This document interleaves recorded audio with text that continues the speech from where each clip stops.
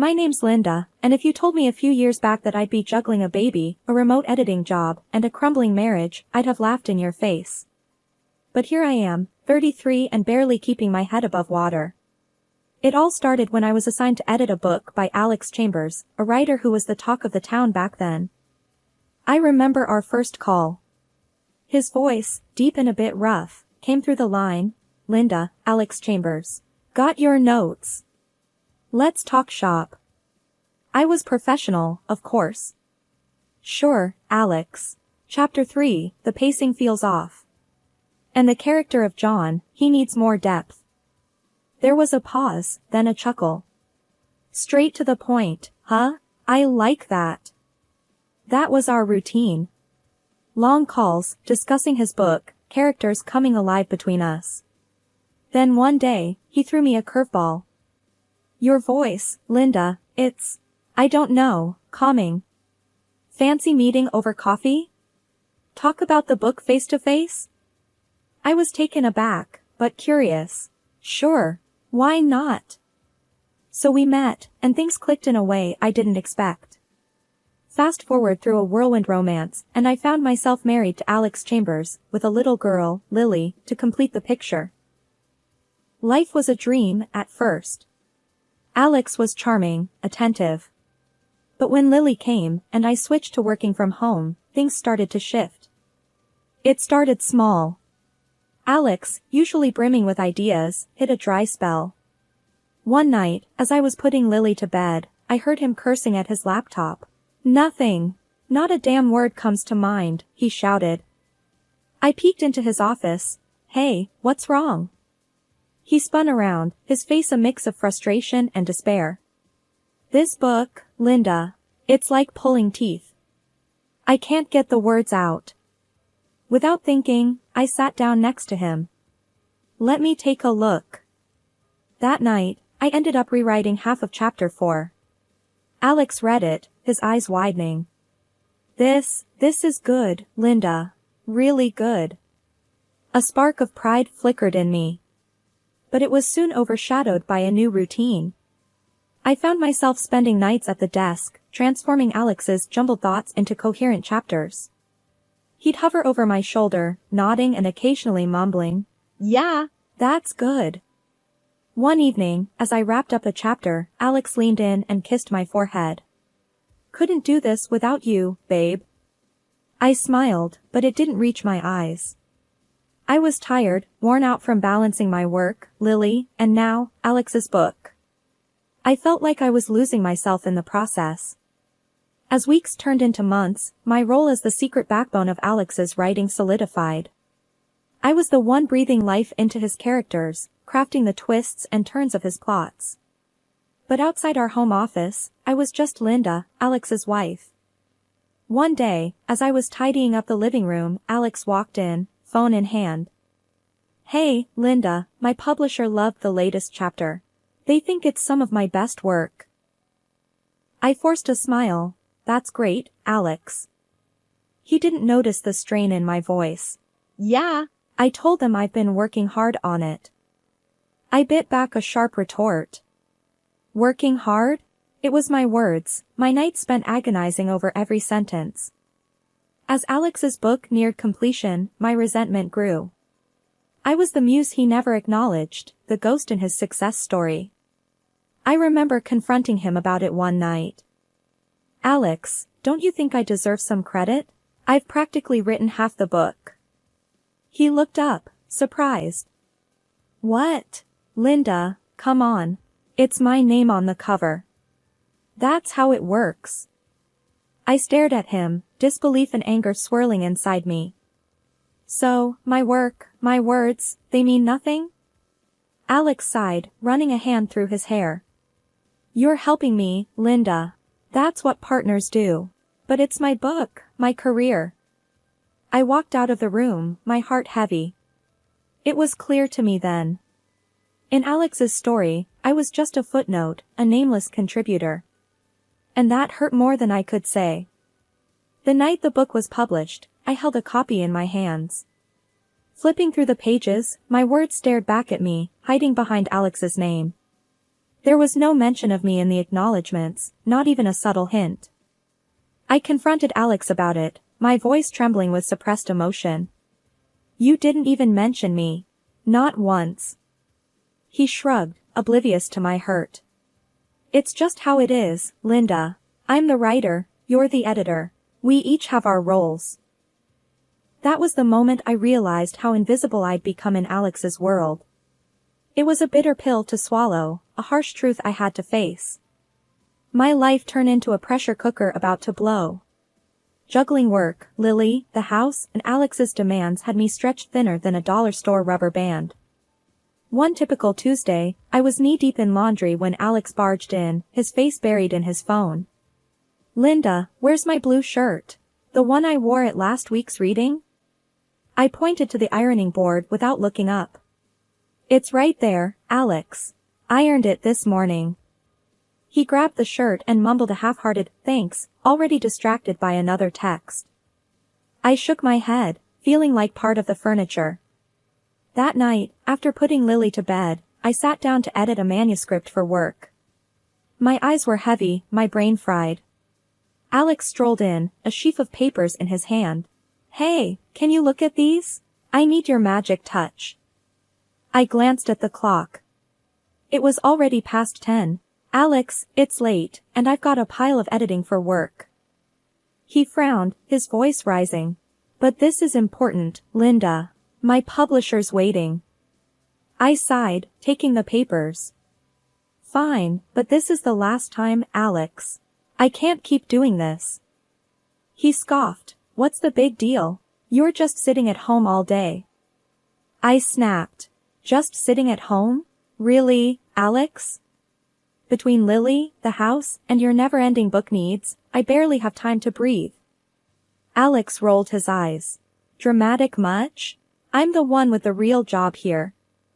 That stung. Real job? I'm an editor, Alex, not your personal assistant. He shrugged, clearly not getting it. Whatever, just do what you can. I worked on his manuscript, resentment boiling inside me. Each word I edited felt like a betrayal to my own work. The next day, as I was fixing lunch, Alex waltzed in, phone in hand again. Linda, I need you to draft some emails to my publisher. And book my flight to New York next week. I slammed the knife down on the counter. Do it yourself, Alex. I'm not your secretary. He looked taken aback. What's gotten into you? I exploded. I'm tired, Alex.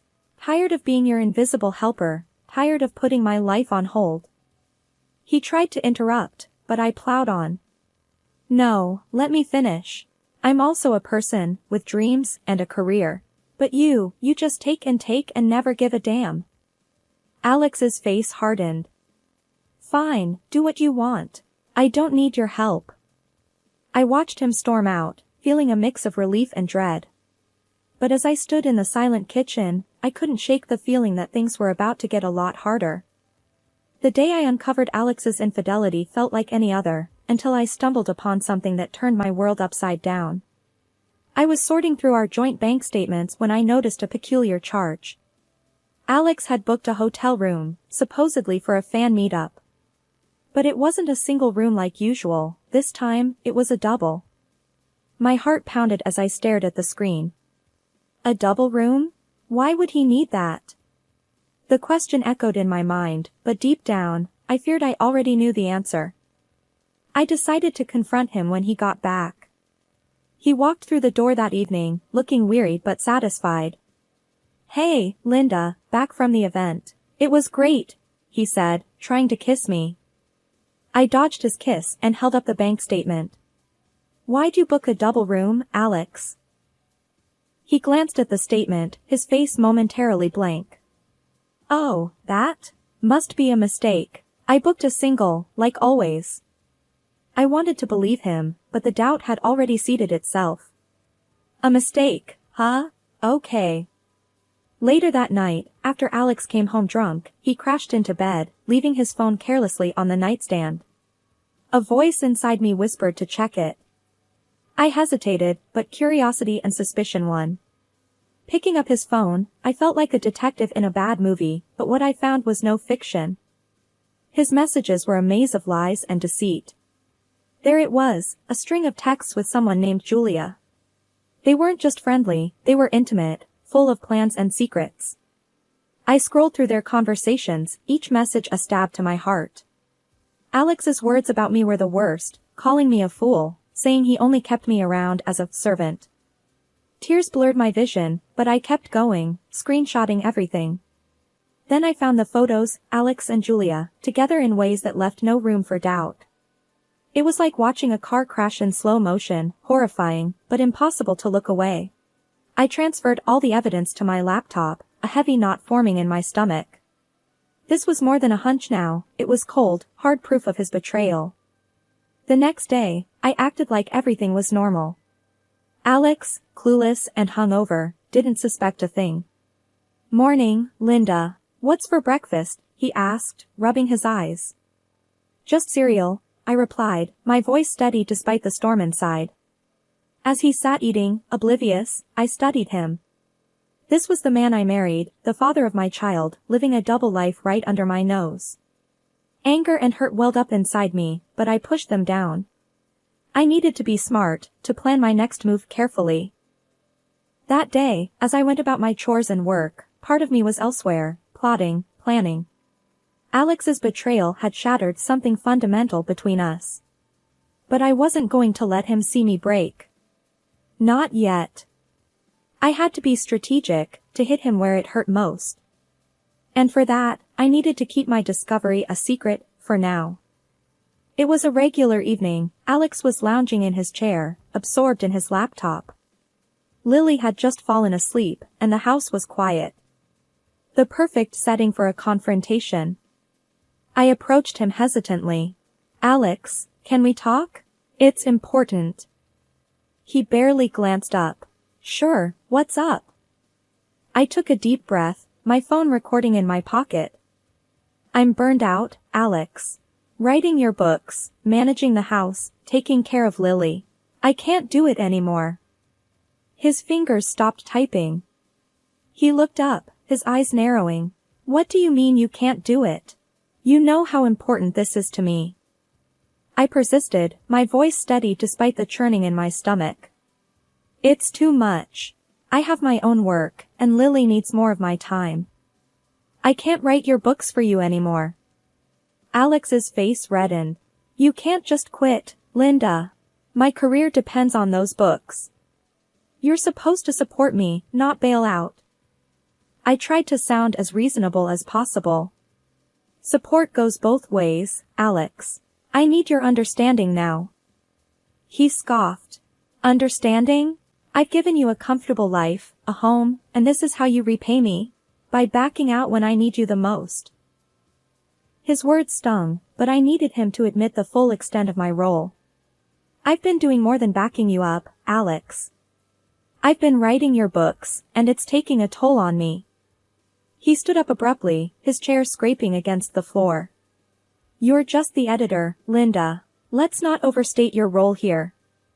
I felt my patience waning. "Just the editor? Alex, who do you think has been coming up with the plots, the dialogues, refining the characters? It's been me." His voice rose in anger. "So what? My name is on those books. Without me, they'd be nothing. You're nothing without me." I edged closer, ensuring my phone caught every word. "Are you saying you'd be nothing without my writing?" He laughed, a harsh, mocking sound. "Of course not. I'm the author, but you quitting now is like a betrayal. You can't leave me hanging. If you stop writing for me, I'll make sure you regret it." I asked, baiting him further. "Is that a threat, Alex?" He leaned in, his face inches from mine. "Yes, it's a threat. You're my wife, Linda. You do what's needed for this family, for my career. If you think you can just walk away from this, think again. I'll divorce you and make sure you get nothing." I stepped back, my heart pounding. I had what I needed. "Okay, Alex. We'll see about that." He stormed off to his office, slamming the door behind him. Alone, I took out my phone and ended the recording. Listening back, his words were damning, an unequivocal admission of his dependence on me, mixed with threats and arrogance. That night, as I lay in bed, I couldn't sleep. The man I once loved had turned into a stranger, one who saw me as nothing more than a tool for his success. But now, with this recording, the tables were turned. I had the power to expose him, to tear down the facade he'd so carefully built. My mind raced with possibilities. I could take this to his publisher, the media, or use it in a legal battle. Whatever path I chose, one thing was clear: our marriage was over, and it was time for Alex to face the consequences of his actions. The day of Alex's big press conference was my chosen moment for revelation. Clutching the recording of his admission, my plan was set in motion. Alex was oblivious, caught up in his usual pre-event frenzy. "Linda, make sure the presentation is spot on. This is huge for me," he stressed, pacing around the living room. I nodded, hiding my nerves behind a calm facade. "I've got it under control, Alex." Little did he know, the presentation I had prepared was a far cry from his expectations. I had embedded not just the transcript of our conversation, but also the audio recording, ready to expose his duplicity to the world. The conference day arrived. I was a bundle of nerves and determination, watching as Alex took the stage with his usual flair. "Ladies and gentlemen, thank you for joining me. Today, I'll give you an insight into my creative process." As the first slide flashed up, Alex's confident smile wavered. The room fell into a stunned silence as his own words appeared on the screen, followed by his voice echoing through the speakers, confessing his reliance on me for his books. The shock in the room was palpable. Alex fumbled for words. There seems to be some mistake." But the damage was done. The crowd was in an uproar, murmurs and gasps filling the air, while cameras clicked frantically, capturing every moment of his unraveling facade. The aftermath of the press conference was like a hurricane tearing through our lives. Alex, once the master of his domain, was now caught in the eye of the storm he had created. His fury when he returned home was palpable, a tempest of anger and disbelief. "You've completely destroyed me, Linda. My career, my reputation. How could you?" he raged, his voice echoing through the halls of our once peaceful home. I faced him, my resolve unwavering. "I'm filing for divorce, Alex. I can't be part of this lie anymore." His anger turned to desperation. "Divorce? You can't be serious. Think about Lily, think about what you're doing to our family." I sighed, a weight lifting off my shoulders. "It's over, Alex. I know about Julia too. The lies, the betrayal. It's all out now." He sank into a chair, his energy deflated. "Linda, I didn't mean for any of this." I shook my head. "It doesn't matter what you meant. It's what you did. And now, everyone knows." As his career began to crumble, with publishers distancing themselves and fans expressing their outrage, I took the opportunity to reclaim my voice. I decided to continue the book series under my own name, my work finally receiving the recognition it deserved. In the midst of this, a surprising twist came my way. Alex's mistress, a woman with considerable influence in the media, approached me discreetly. She was desperate to keep her name out of the scandal and offered a substantial sum to ensure her anonymity in court. After much contemplation, I agreed to her terms. This wasn't just about retribution, it was about securing a stable future for Lily and me. The money meant freedom and a fresh start. The day of the divorce hearing arrived, and Alex's demeanor had shifted from anger to a plea for reconciliation. "Linda, we can sort this out. We can go to counseling, start over. Please, don't do this." I looked at him, seeing the man I once loved, now a stranger consumed by his own deceit. "It's too late, Alex. I can't erase what you've done, the lies you've told. It's over." In the courtroom, the air was tense. Alex's lawyer tried to argue for leniency, but the evidence against him was undeniable. The judge ruled in my favor, granting me a significant compensation and full custody of Lily. Alex was ordered to pay child support, a final blow to his already faltering financial state. Returning home, I watched Lily playing in the living room, her laughter a balm to my soul. I knew the road ahead would be challenging, but for the first time in a long time, I felt hopeful. That night, as I tucked Lily into bed, her gentle breathing was a reminder of the new beginning that lay ahead of us. "Mommy, will everything be okay?" she murmured sleepily. I kissed her forehead, whispering, "Yes, my love. Everything will be just fine. We have each other, and that's all we need." In the quiet of the night, I reflected on the tumultuous journey. The pain and betrayal had been overwhelming, but they had led me to a newfound strength and independence.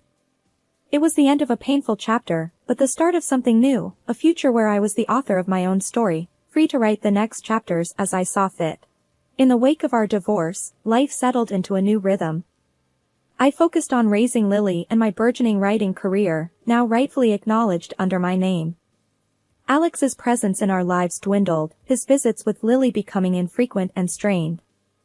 One afternoon, while Lily was at school, I sat at my desk, working on my latest book.